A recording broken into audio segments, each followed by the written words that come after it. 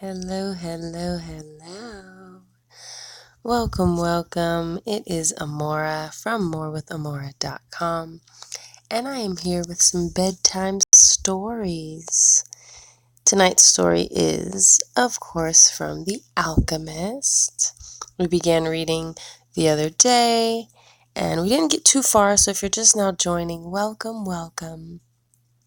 But The Alchemist, we have only gotten to the part where the boy has had a reoccurring dream, and he is going to see the daughter of the merchant, and now we are having a flashback. And so let's get back into it. We stopped right where he was talking to his father, so I think that's a good place to start considering today is Father's Day. So I see you guys coming in. Hello. Welcome back, guys. Hello, Latanya. You guys can still say hello. Hello, Charles. But I just wanted to start reading. So wherever you drop in, there will be a message for you. If you have not read this book is an amazing book. As you can see, it says a fable about following your dreams. And so that's what I am here for, to help you follow your dreams and push beyond what you thought you could do. That's what More with Amora is. It's about finding more and expressing more and creating more out of life. His purpose in life was to travel. And after 2 years of walking the Andalusian terrain, he knew all the cities of the region. He was planning on this visit to explain to the girl how it was that a simple shepherd knew how to read, that he attended a seminary until he was 16. His parents had wanted him to become a priest, and thereby a source of pride for a simple farm family. They worked hard to just have enough food and water, just like his sheep. He had learned and studied Latin, Spanish, and theology. But ever since he had been a child, he had wanted to know the world. And this was much more important to him than knowing God and learning about man's sins. One afternoon, on a visit to his family, he had summoned up the courage to tell his father that he didn't want to become a priest, that he wanted to travel. "People from all over the world have passed through this village, son," said his father. "They come in search of new things, but when they leave, they are basically the same people they were when they arrived. They climb the mountain to see the castle, and they wind up thinking that the past was better than what we have now. They have blonde hair or dark skin, but basically they're the same as the people who live right here. But I'd like to see the castles in the towns where they live," the boy explained. "Those people, when they see our land, say that they would like to live here forever," his father continued. "Well, I'd like to see their land and see how they live," said his son. "The people who come here have a lot of money to spend, so they can afford to travel," his father said. "Amongst us, the only ones who travel are the shepherds." "Well, then I'll be a shepherd." His father said no more. The next day, he gave his son a pouch that held 3 ancient Spanish gold coins. "I found these one day in the fields. I wanted them to be part of your inheritance, but use them to buy your flock. Take to the fields, and someday you'll learn that our countryside is the best, and our women the most beautiful." And he gave his boy his blessing. The boy could see in his father's gaze a desire to be able himself to travel the world, a desire that was still alive, despite his father having to have had buried it over dozens of years under the burden of struggling for water to drink, food to eat, and the same place to sleep every night. The horizon was tinged with red, and suddenly the sun appeared. The boy thought back to that conversation with his father and felt happy. He had already seen many castles and met many women, but none the equal of the one who awaited him several days hence. He owned a jacket, a book that he could trade for another, and a flock of sheep. But most important, he was able every day to live out his dream. If he were to tire of the Andalusian fields, he could sell his sheep and go to sea. By the time he had had enough of the sea, he would already have known other cities, other women, and other chances to be happy. I couldn't have found God in the seminary, he thought, as he looked at the sunrise. Whenever he could, he sought out a new road to travel. He had never been to that ruined church before, in spite of having traveled through those parts many times. The world was huge and inexhaustible. He had only to allow his sheep to set the route for a while, and he would discover other interesting things. The problem is that they don't even realize that they're walking a new road every day. The sheep don't see that the fields are new and the seasons change. All they think about is food and water. Maybe we're all that way, the boy mused. Even me. I haven't thought of another woman since I met the merchant's daughter. Looking at the sun, he calculated that he would reach Tarifa before midday. There, he could exchange his book for a thicker one, fill his wine bottle, shave, and have a haircut. He had to prepare himself for meeting with the girl, and he didn't want to think about the possibility that some other shepherd with a larger flock of sheep had already arrived before him and asked for her hand. It's the possibility of having a dream come true that makes life interesting, he thought. As he looked again at the position of the sun, he hurried his pace. He had suddenly remembered that in Tarifa, there was also an old woman who interpreted dreams.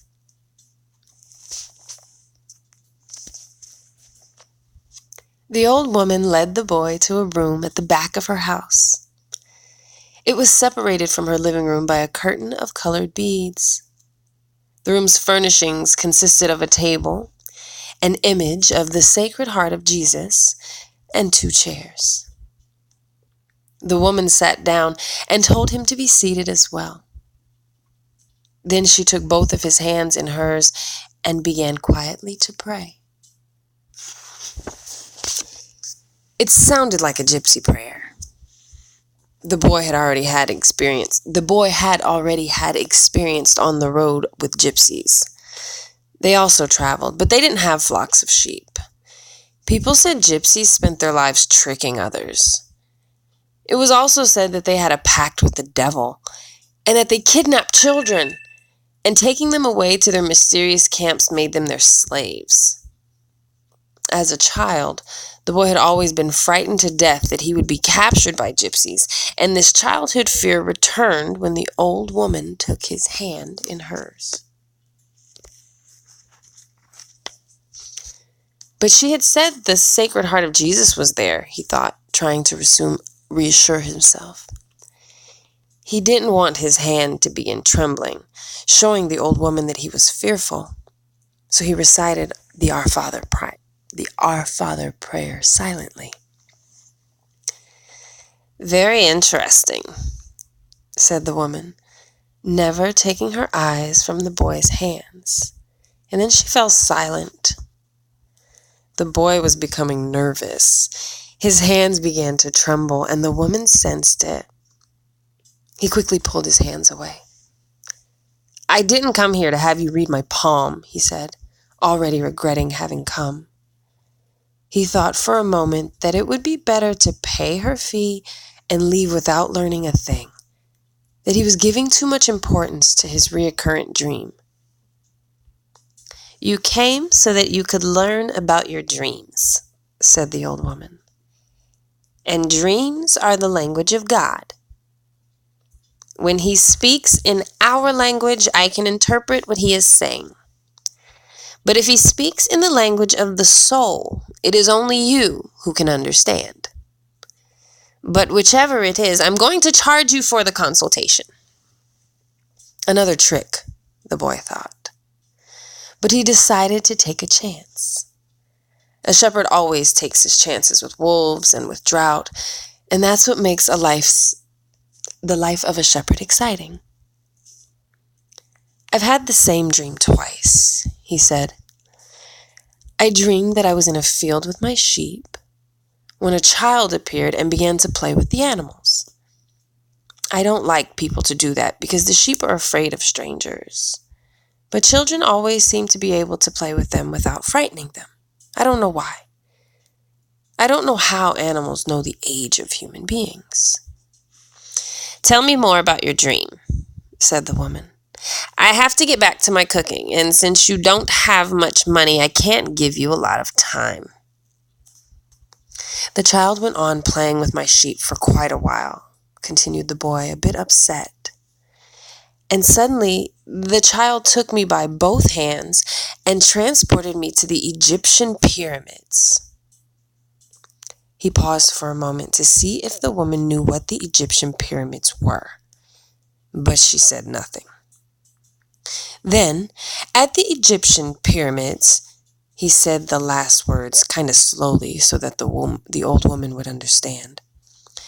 "The child said to me, 'If you come here, you will find a hidden treasure.' And just as she was about to show me the exact location, I woke up, both times." The woman was silent for some time. Then she again took his hands and studied them carefully. "I'm not going to charge you anything now," she said. "But I want 1/10 of your treasure if you find it." The boy laughed out of happiness. He was going to be able to save the little money he had because of a dream about a hidden treasure. "Well, interpret the dream," he said. "First, swear to me. Swear that you will give me 1/10 of your treasure in exchange for what I am going to tell you." The shepherd swore that he would. The old woman asked him to swear again while looking at the image of the Sacred Heart of Jesus. "It's a dream in the language of the world," she said. "I can interpret it, but the interpretation is very difficult. That's why I feel I deserve a part of what you find. And this is my interpretation. You must go to the pyramids of Egypt. I have never heard of them, but if it was a child who showed them to you, they exist.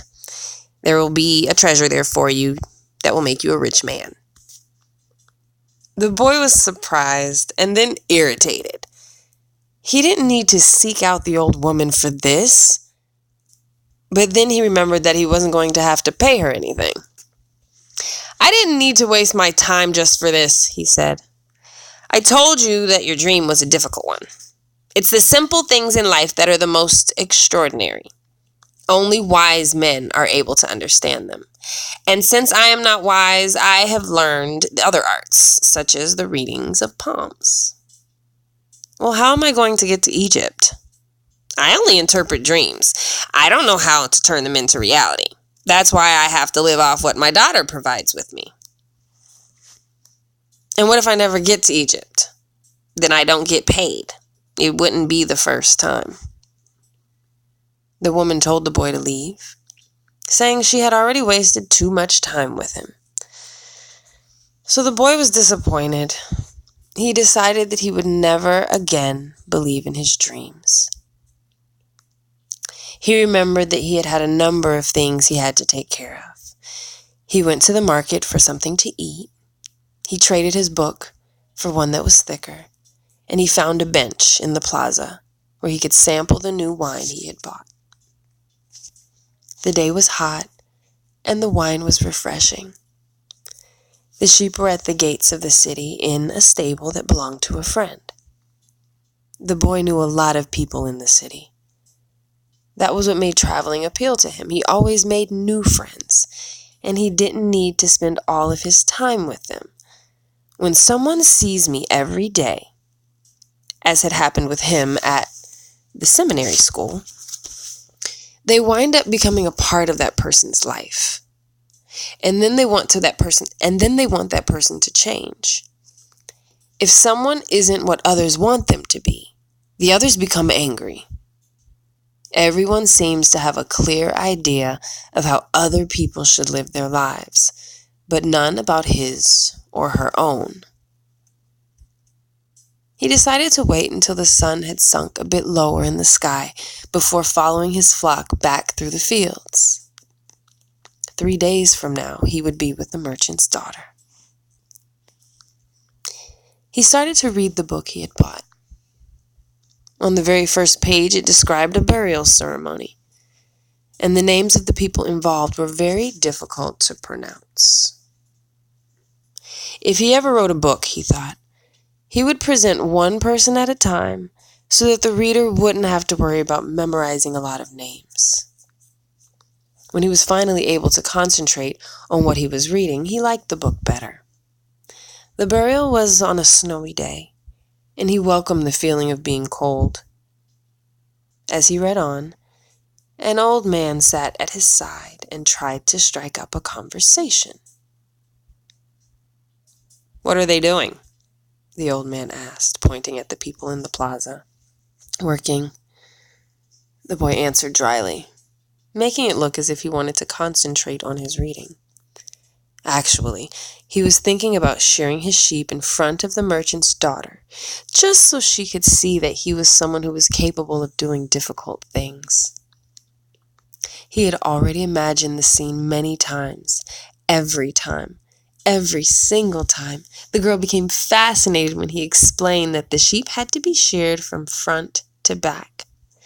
He also tried to remember some good stories to relate as he sheared the sheep. Most of them he had read in books, but he would tell them as if they were from his personal experience. She would never know the difference, because she didn't even know how to read. Meanwhile, the old man persisted in his attempt to strike up conversation. He said that he was tired and thirsty, and asked if he might have a sip of the boy's wine. The boy offered his bottle, hoping that the old man would leave him alone. But the old man wanted to talk, and he asked the boy what book he was reading. The boy was tempted to be rude and to move to another bench, but his father had taught him to be respectful of the elderly. So he held the book to the man for 2 reasons. First, that he himself wasn't sure how to pronounce the title. And second, that if the old man didn't know how to read, he would probably feel ashamed and decide of his own accord to change benches. Said the old man, looking at all sides of the book as if it were some strange object. "This is an important book, but it's really irritating." The boy was shocked. The old man knew how to read and had already read the book. And if the book was irritating, as the old man had said, the boy still had time to change it for another. "It's a book that says the same thing almost all the other books in the world say," continued the old man. "It describes people's inability to choose their own personal legends. And it ends up saying that everyone believes the world's greatest lie." "What's the world's greatest lie?" the boy asked, completely surprised. "It's this, that at a certain point in our lives, we lose control of what's happening to us, and our lives become controlled by fate. That's the world's greatest lie." "That's never happened to me," the boy said. "They wanted me to be a priest, but I decided to become a shepherd." "Much better," said the old man, "because you really like to travel." He knew what I was thinking, the boy said to himself. The old man, meanwhile, was leafing through the book without seeming to want to return it at all. The boy noticed that the man's clothing was strange. He looked like an Arab, which was not unusual in those parts, because Africa was only a few hours from Tarifa, and he only had to cross the narrow straits by boat. Arabs had often appeared in the city, shopping and chanting their strange prayers several times a day. "Where are you from?" the boy asked. "From many places." "No one can be from many places," the boy said. "I'm a shepherd, and I have been to many places, but I come from only one place. From a city near an ancient castle. That's where I was born." "Well then, we could say I was born in Salem." The boy didn't know where Salem was, but he didn't want to ask, fearing that he would appear ignorant. He looked at the people in the plaza for a while. They were coming and going, and all of them seemed to be very busy. "So what's Salem like?" he asked, trying to get some sort of clue. "It's like it's always has been." No clue yet. But he knew that Salem wasn't in Andalusia. If it were, he would have already heard about it. "And what do you do in Salem?" he insisted. "What do I do in Salem?" The old man laughed. "Well, I'm the king of Salem." People say strange things, the boy thought. Sometimes it's just better to be with the sheep who don't even say anything, and better still to be alone with one's books. They tell their incredible stories at a time when you want to hear them, but then when you're talking to people, they say some things that are so strange that you don't even know how to continue the conversation. "My name is Melchizedek," said the old man. "How many sheep do you have?" "Enough," said the boy. He could see the old man wanted to know more about his life. "Well, then we've got a problem. I can't help you if you feel you've got enough sheep." The boy was getting irritated. He wasn't asking for help. It was the old man who had asked for a drink of his wine and started the conversation. "Give me my book," the boy said. "I have to go and gather my sheep and get going." "Give me 1/10 of your sheep," said the old man, "and I'll tell you how to find the hidden treasure."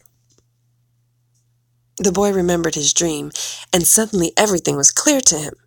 The old woman hadn't charged him anything, but the old man, maybe he was her husband. He was going to find a way to get much more money in exchange for information about something that didn't exist. The old man was probably a gypsy too. But before the boy could say anything, the old man leaned over, picked up a stick, and began to write in the sand of the plaza. Something bright reflected from his chest with such intensity that the boy was momentarily blinded. With a moment that was too quick for someone his age, the man covered whatever it was with his cape. When the boy's vision returned to normal, the boy was able to read what the old man had written in the sand.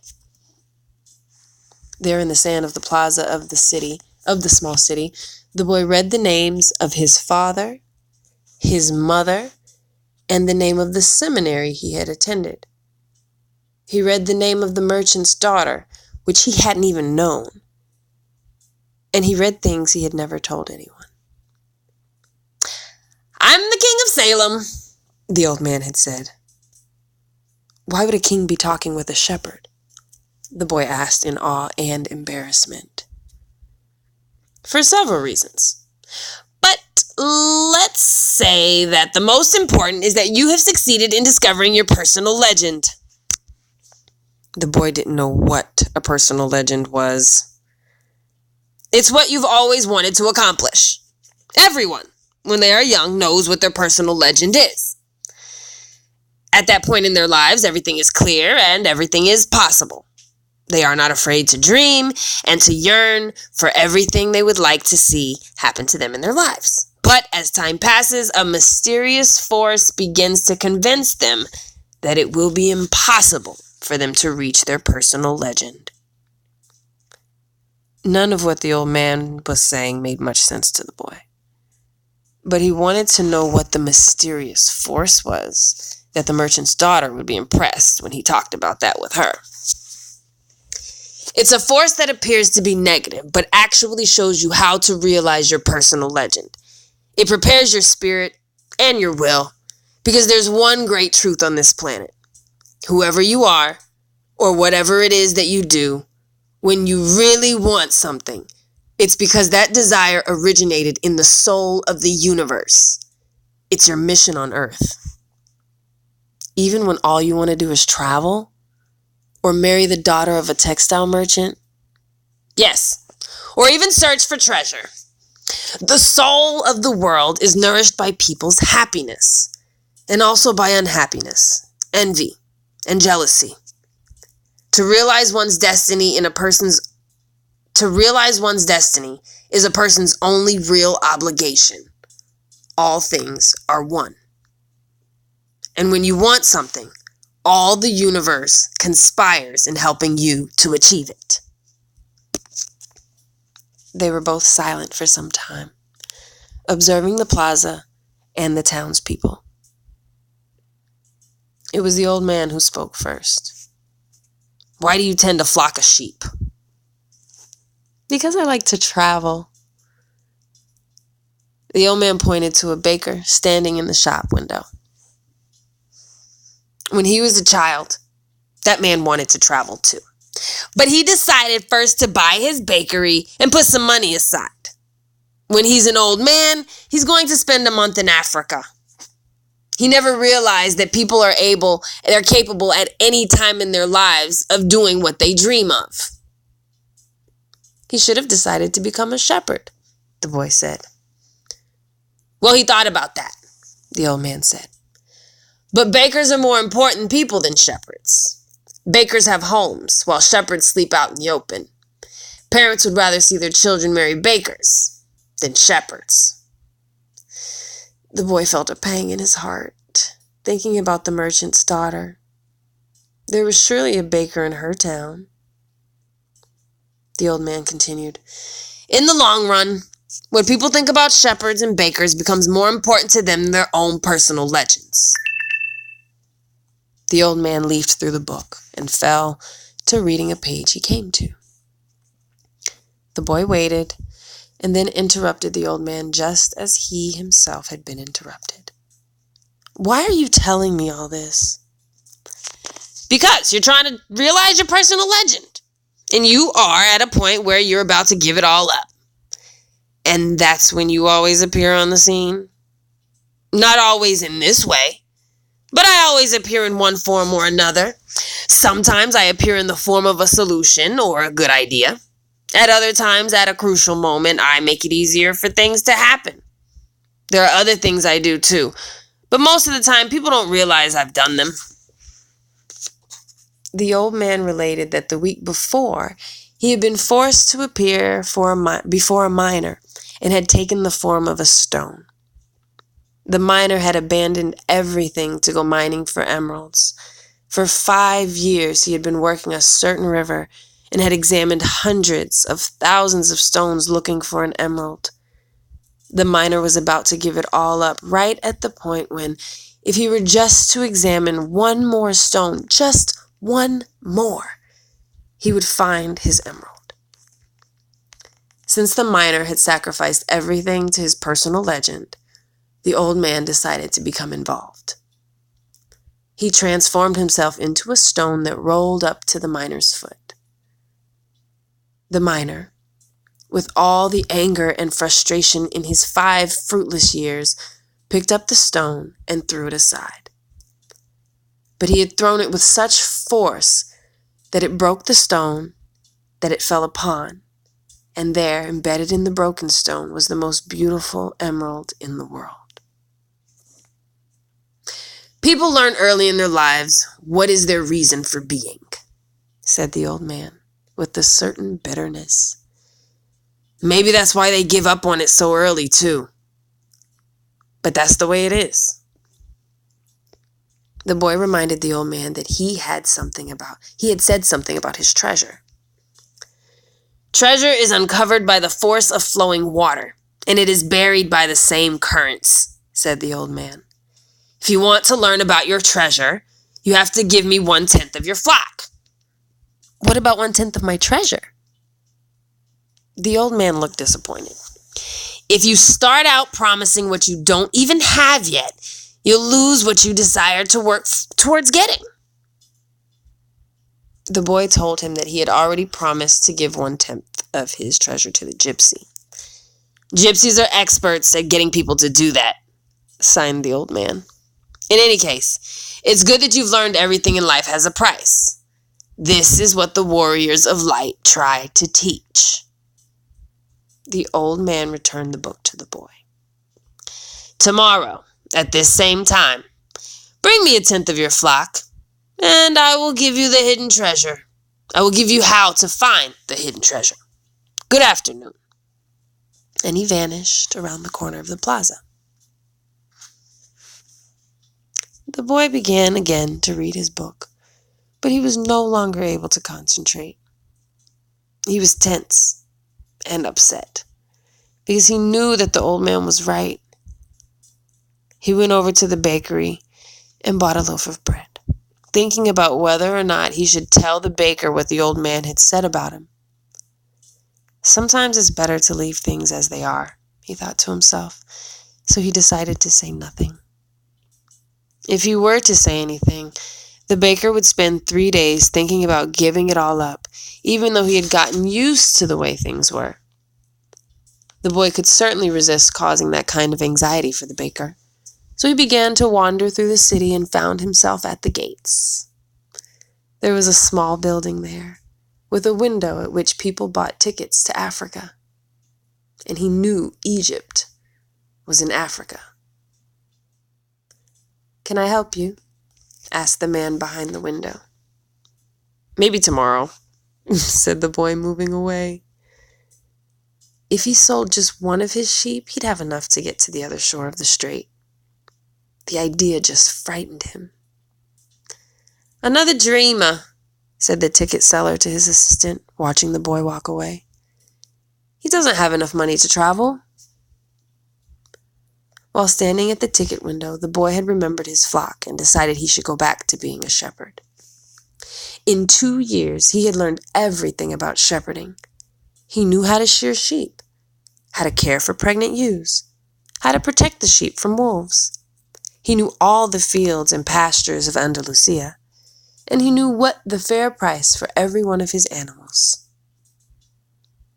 He decided to return to his friend's stable by the longest route possible. As he walked past the city's castle, he interrupted his return and climbed the stone ramp that led to the top of the wall. From there, he could see Africa in the distance. Someone had once told him that it was from there that the Moors had come to occupy all of Spain. He could see almost the entire city from where he sat, including the plaza where he had talked to the old man. Curse the moment I met that old man, he thought. He had come to the town only to find a woman who could interpret his dream. Neither the woman nor the old man were at all impressed by the fact that he was a shepherd. They were solitary individuals who no longer believed in things and didn't understand that shepherds become attached to their sheep. He knew everything about each member of his flock. He knew which ones were lame, which one was to give birth 2 months from now, and which were the laziest. He knew how to shear them and how to slaughter them. If he ever decided to leave them, they would suffer. The wind began to pick up. He knew that wind, people call it the Levanter, because on it the Moors had come from the Levant at the eastern end of the Mediterranean. The Levanter increased in intensity. Here I am, between my flock and my treasure, the boy thought. He had to choose between something he had become accustomed to and something he wanted to have. There was also the merchant's daughter, but she wasn't as important as his flock because she didn't depend on him. Maybe she didn't even remember him. He was sure that it made no difference to her on which day he appeared.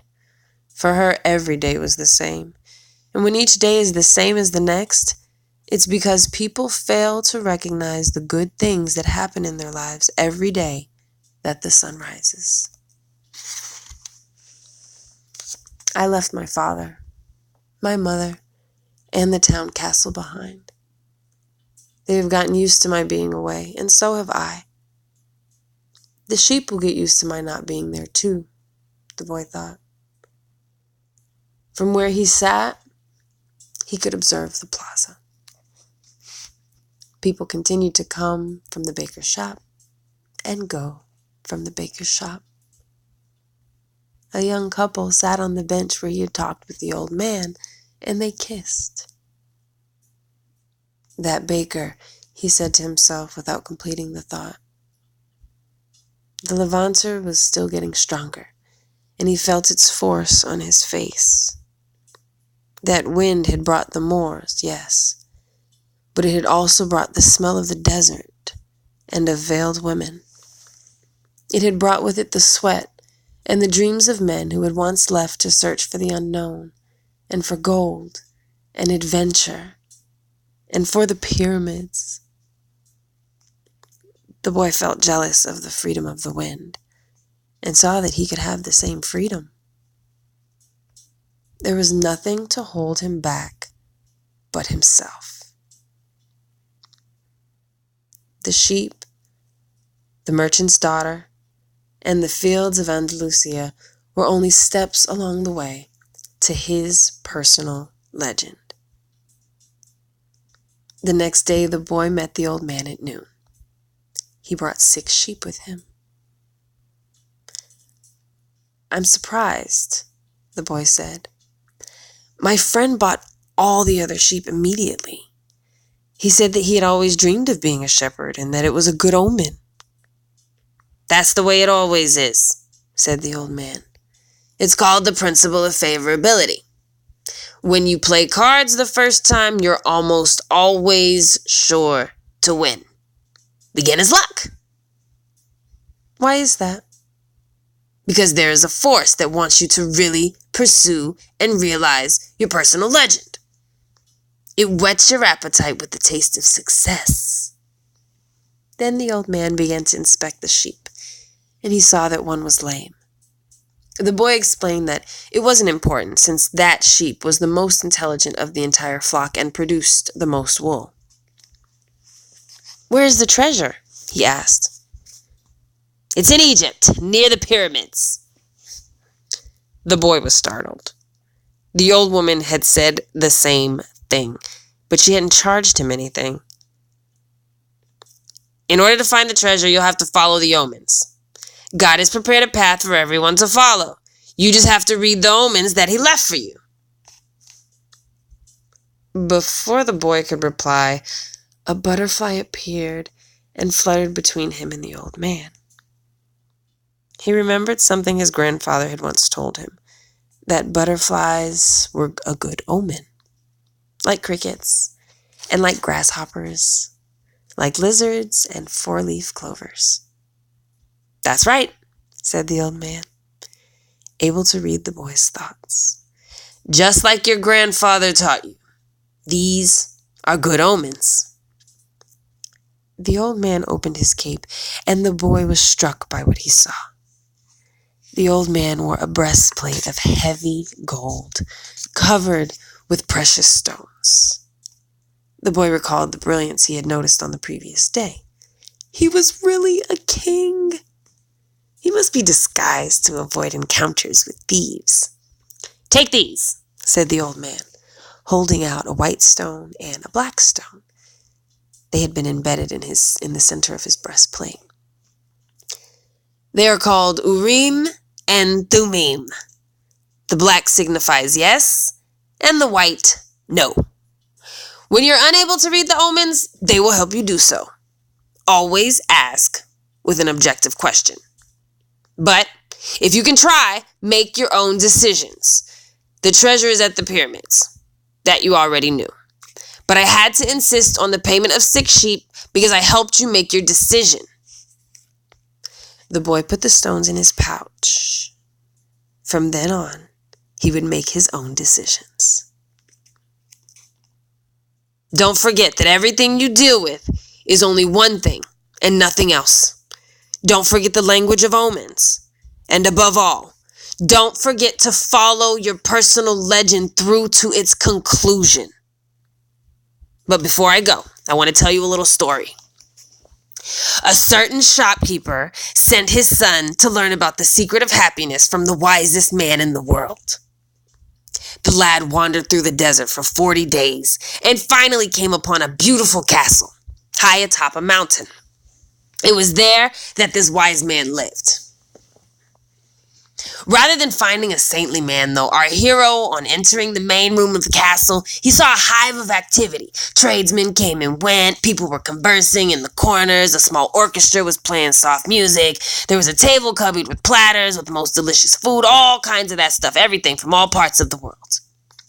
The wise man conversed with everyone, and the boy had to wait for 2 hours before it was his turn to be given the men's attention. The wise man listened attentively to the boy's explanation of why he had come, but told him that he didn't have time just then to explain the secret of happiness. He suggested that the boy look around the palace and return in 2 hours. Meanwhile, I want to ask you something. Oh, hold on, my phone's about to die. I have to plug it in, guys. Thanks for hanging with me. I see you guys are still there. I see some of y'all are talking now. Respond later. Okay. Where was I? Meanwhile, I want to ask, this is the king now. Meanwhile, I want to ask you to do something, said the wise man, handing the boy a teaspoon that held 2 drops of oil. As you wander around, carry the spoon with you, without allowing the oil to spill. The boy began climbing and descending the stairs, many stairways of the palace, keeping his eye fixed on the spoon. After 2 hours, he returned to the room where the wise man was. Well, asked the wise man, did you see the Persian tapestries that are hanging in my dining hall? Did you see the garden that it took the master gardener 10 years to create? Did you notice the beautiful parchments in my library?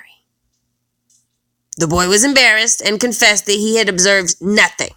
His whole concern had been not to spill the oil that the wise man had entrusted to him. Then go back and observe the marvels of the world, said the wise man. You cannot trust a man if you don't know his house. Relieved, the boy picked up the spoon and returned to his exploration of the palace, this time observing all the works of art on the ceilings and on the walls. He saw the gardens, the mountains all around him, the beauty of the flowers, and tasted with everything that was selected. Upon returning to the wise man, he related in detail everything he had seen. But where are the drops of oil I entrusted to you? Asked the wise man. Looking down at the spoon he held, the boy saw that the oil was gone. Well, there is only one piece of advice I can give you, said the wise man of the wisest. The secret of happiness is to see all the marvels of the world and never to forget the drops of oil on your spoon. The shepherd said nothing. He had understood the story, and the old king had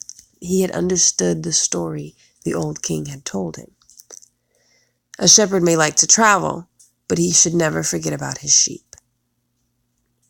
The old man looked at the boy, and with his hands held together, made several strange gestures over the boy's head. Then, taking his sheep, he walked away.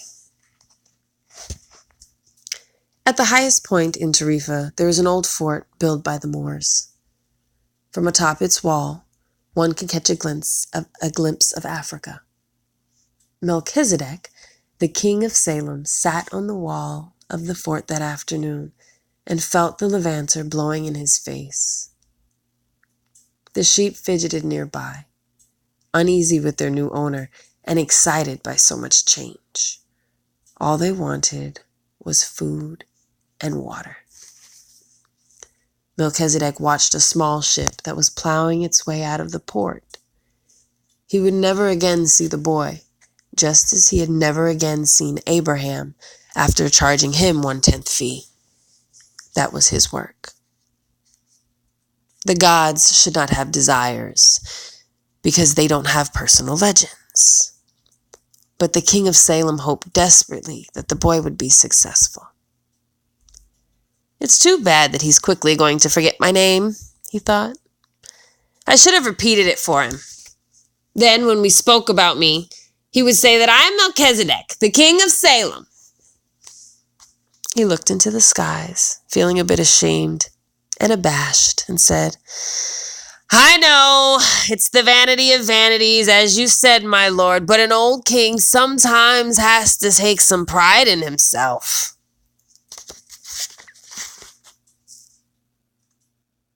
I think we're going to stop there, guys. That's page 33. Let me put a little indentation. Hey, y'all. Who's there? Let me see. Aaron, hello. He says it's one of his favorite books. Yamity, hello, Yamity.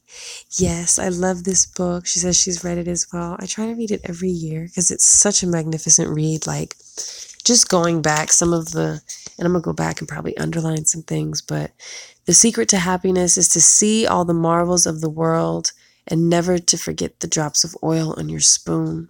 So that's totally talking about the microcosm and the macrocosm scales of life.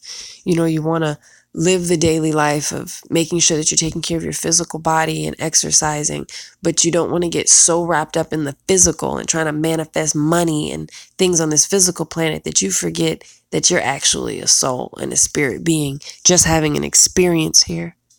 But on the flip side, you don't want to be all extra super dope spiritual because then you forget about your body. Folks stop exercising. You stop being hungry. So then you forget to sleep. You're not eating. You wither away. But you sure can astral travel, or you sure can leave your body doing all kinds of stuff, reading other people's minds. But how is that helping you live a life of joy on this planet? What were some other cool lessons in this I really liked? Let me see. What are you guys talking about? 33. Hey, Charles. Hello. Hey, Shannon. 9. What else y'all talking about? Dominique. Hello. Shepherds are dear to my heart. Oh, I love it. And they use wool to create wearable art by felting. Oh, wow. You felt? How beautiful. Whitney says, I just recently purchased this book. I haven't started reading it yet. This must be confirmation to start. Yes, it's such a magnificent book. I love it. And then even just talking, how many people are the baker right now? You know, do you see yourself in the baker where, you wanted to live your dreams, you thought about doing it, but something else was a better opportunity or made more money? I did. So when I was going from high school into college, I was a professional photographer already. I had finished up internships. I was doing photo shoots, but still I was going into college because, that's what you're supposed to do. And I was still taking, I was going into college, beasting college classes and, doing my professional stuff in a school program. And then it was like, all right, are you going to continue on with this photography, or are you going to become a news anchor? You're going to get into television. And I remember having the conversation with my mom, and the consensus was that there was more money in television.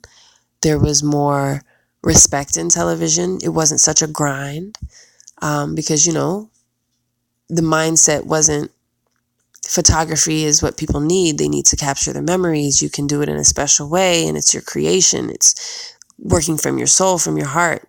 I needed to go be the baker. So I went to college for 4 years, and I did the, going to school and then going to get the job and then keeping your head down, doing a good job and keep, working. But my soul was like, you can try, but that's not going to work. It's not going to happen, Captain. What else? Someone says I'm actually in the moment. Good job. Good job. What else did I miss, you guys? Hey, hey, hey. A bunch of y'all came through. Oh, how lovely. Zuleika, hello. Gina. Oh, hello, Amber. She says this is one of the ones I sleep to. Me too. Oh, Gina says she's reading the book now. Hola, Rosa. Prima. Hola, hola, Sofia. Let's see. Or how about beginner's luck? Beginner's luck, beginner's luck, beginner's luck. We say, we kind of just say it, but it's a true thing. The force that appears to push you. Because it wants you to succeed. It wants you to follow your personal legend. Do you know what your personal legend is? Do you know what your personal legend is? How awesome. And it could change. It doesn't have to stay the same.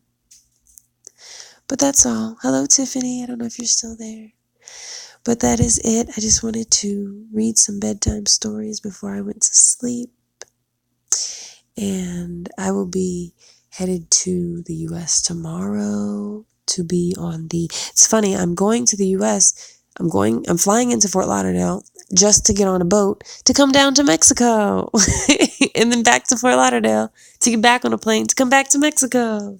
But it's obviously a time that I'll be serving. I will be on the Femme Magic cruise with Mat Petrova. I'm so excited. Lots of pictures and whatnot to come. But we will be on the water for 5 days and 4 nights. I will be on the water for the shift into the summer solstice. So I know this is not by accident. All is divine. And I'm so excited. And I'm so grateful for all of you that are still around and have, stuck with me for whether it's been the beginning of my journey or when I started Manifest and Chill. But things are continuing to grow, continuing to shift, continuing to shape. I really appreciate, and I really do see the voices, the names and the people that, hey, Lamar, I see you guys giving me the hearts, and just know that I truly do appreciate it. I try to respond, but even if I don't, every bit of it fuels me, feeds me. And as I expand, as I get bigger, energetically, spiritually, emotionally, not physically, okay? as I continue to ground myself deeper and elevate higher, I really do look forward to those who roll with me and continue to come with me. Corey said, I love the read. Thank you. Tiffany says, love the story so far. Lovely. Hello, Gwendolyn. I am lovely. So yay. Well, then I will be back at some point to keep reading until we finish. And I love you guys too. Thank you, Gwendolyn. Thank you so much. Besitos. And I will see you guys in the morning for Manifest and Chill. All right. Talk to you guys later. Besos.